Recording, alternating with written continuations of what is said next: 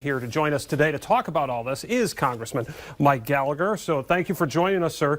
Let's talk about these bills you introduced last week. What has been the reaction so far from your colleagues in Congress?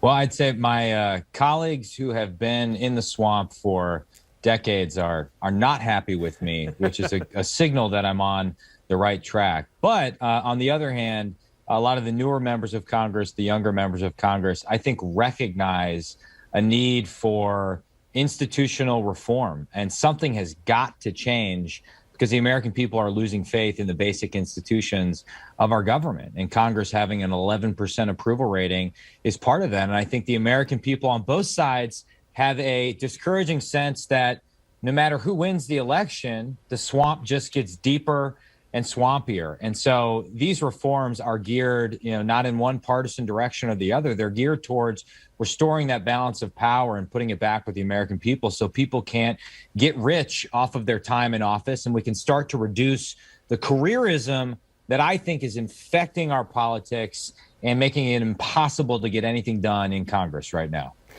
This is your third term. You're starting your third term in Congress. Drain the Swamp has always been one of your initiatives, if you will.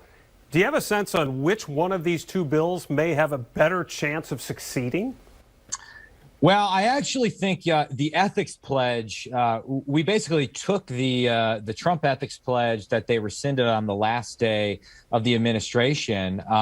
I think it'd be hard for Republicans to argue against that bill, given that the Trump administration seemed to abide by it until the exact last second. And for the Democrats who might argue against it, we saw something similar in the Clinton administration. And so I think there's a strong argument for that. And then within the other bill, the provision that I think will be easiest to make an argument for going forward is the 5-year ban on lobbying for members of Congress and high-level executive branch officials. Again, that was something that former President Trump campaigned on in 2016. And I think the American people just have a gut sense that we have former members of Congress that are getting rich off becoming lobbyists and sometimes lobbying on behalf of the same industries that they conducted oversight over when they were members of Congress. That may not be illegal, but that is corrupt, and we got to clean it up.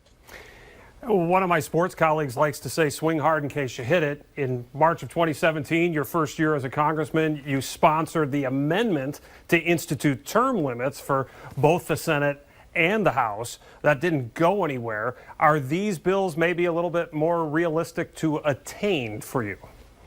They're certainly easier to get done in the sense that they would not require a constitutional amendment. Term limits would require a constitutional amendment, but I haven't given up on term limits. If you gave me a magic wand and I could only use it once, I would wave it in order to enact a term limits bill. I think it's not a perfect solution, but it's the best way we can get at that careerism that I mentioned. We had a brief glimmer of hope when the president supported that bill, and obviously the careerists in Congress slow rolled it and ultimately defeated it. But we're not giving up just yet. It's the only bipartisan bill on term limits that's out there, and we just had a meeting last week about how we can revive the effort. So at some point, people in D.C. are going to wake up to the fact that over 80% of the American people support term limits.